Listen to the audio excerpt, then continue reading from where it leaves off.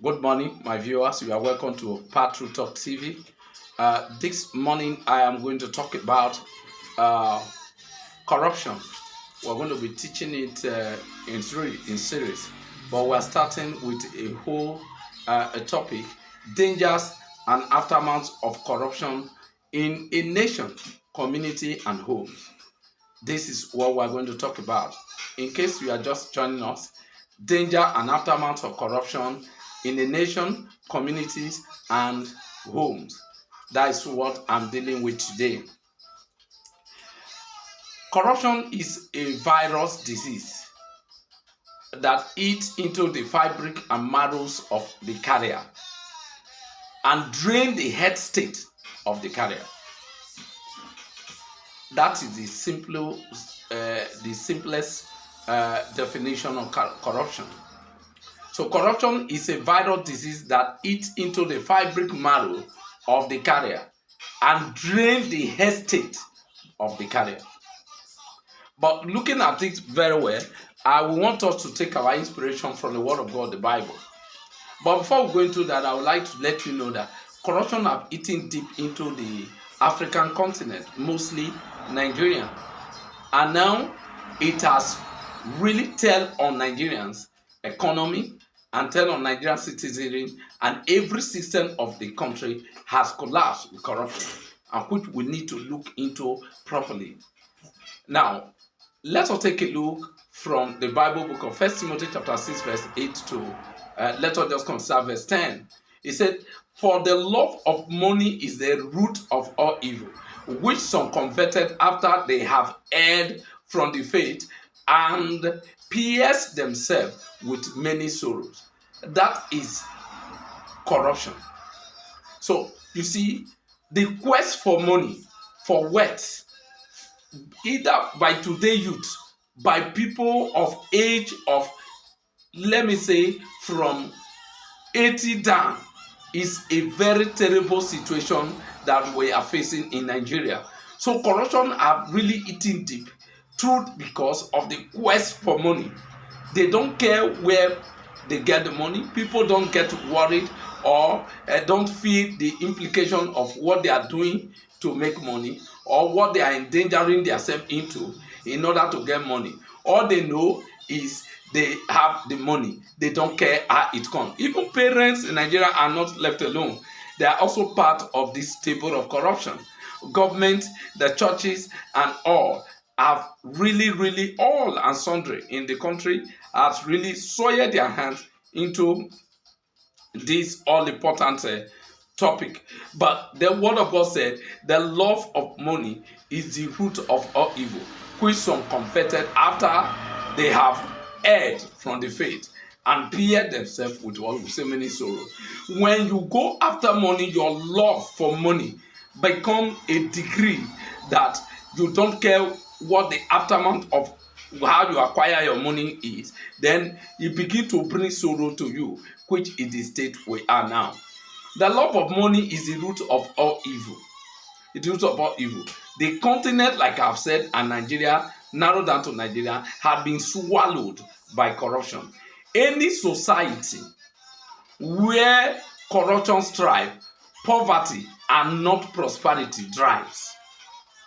Wherever corruption is having the order of the day, poverty is thriving and driving. Why prosperity, genuine prosperity, is put to death.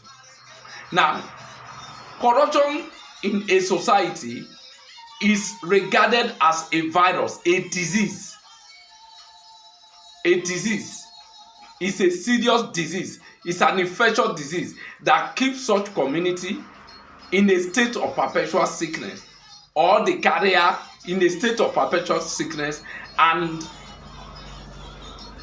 will not be able to, and such carrier will not be able to realize a meaningful success of his life. It will not, a carrier of the virus corruption will not be able to come to realize a dream in life.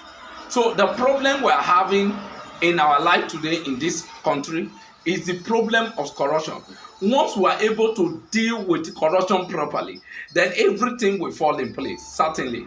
everything will fall in place. So the only thing I am asking for, that let us Nigerians, let us in Africa begin to look at the word corruption as an enemy of our nation, as an enemy of our continent, so that our kind, our value will be rebuilt, so that we can regain our value that we have actually lost. Having said that, I will let us know where corruption strive, where is grabbed.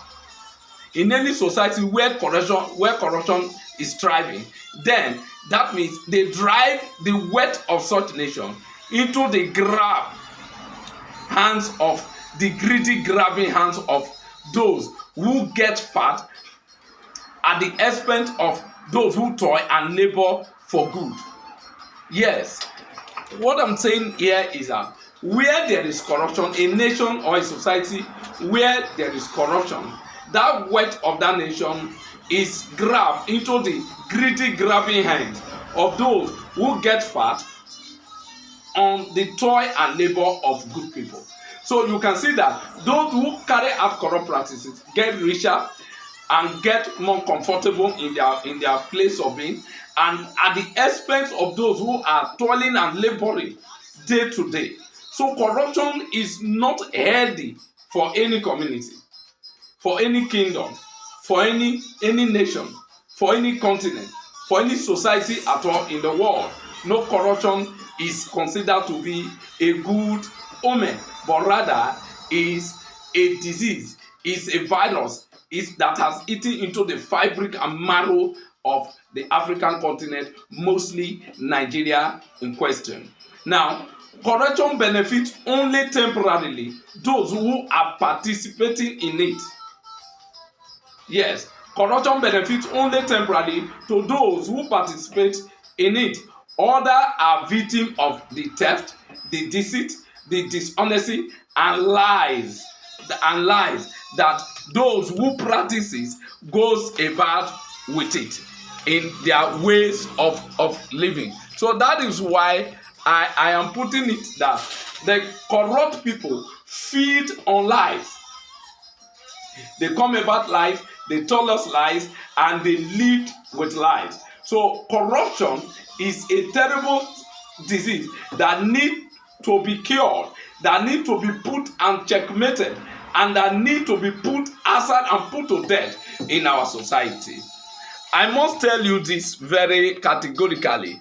I must let you know that corruption, those who practice corruption, steals from you, irrespective of where they are or where they are perpetrating that evil from. They feed and they steal from you. Know this one particularly. You need to know it, that corruption, that those who practice, who indulge in corruption, they steal from you, they take away your future, your destiny, and put you and your life and that of your family in jeopardy. So wherever you see corruption, report it. Wherever you see corruption, fight it. Wherever you see corruption being practiced, reveal it, attack it, and put it to death. That is where I want to really end up today with you, or draw the curtain today. But I'm assuring you that corruption is highly dishonest and also a shameful act of the people. It's a filthy, shameful act that everybody should avoid. Even in the work of God that we have seen that the love of money is the root of all evil. You can see that even the church has failed. Because why do I say the church has failed? The church is ordinarily saddled with the responsibility of bringing the nations and bringing people into righteousness. But the church itself has failed in area of teaching doctrine that are aiding to goodness, aiding to good morals, that are able to put our people and pull our people from corruption. Rather, some of this corruption can still be traced to gathering of religion gathering, mostly the church. That is why I'm calling on the church too to look inward, because we are supposed to be an example to others to emulate. So we should be able to pick up now, because if we have taken the battle and get to the place of authority, through our way of living, our good doctrinal teaching, and we're in the seat of government today, we will be able to lead people to the right destination than what the situation is today. So all I'm saying, the aftermath, the danger and aftermath of corruption is what we should fight, because if corruption is in place or left to strive, I am telling you and I'm assuring you that everybody, believe you me, will be affected. I will be affected and you will also be affected. Let me also tell you, corruption is theft, corruption is deceit, corruption is dishonesty, corruption is an act that does not support to live. And those who practice corruption are supposed to be punished, to be put in punishable under the law, and even be jailed, so that the corruption to be properly dealt with, in order for the virus to be put to a control or totally eradicated. It is also known that internationally, corruption is being practiced. If a very well-rich nation can go above and come to a low-level nation, or to now give them or sponsor some project in order to seek a way access to their God-given natural resources.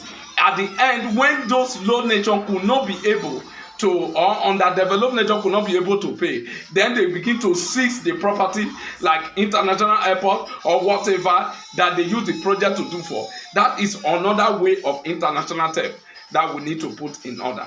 But this is where I will draw the curtain today, that we should fight corruption.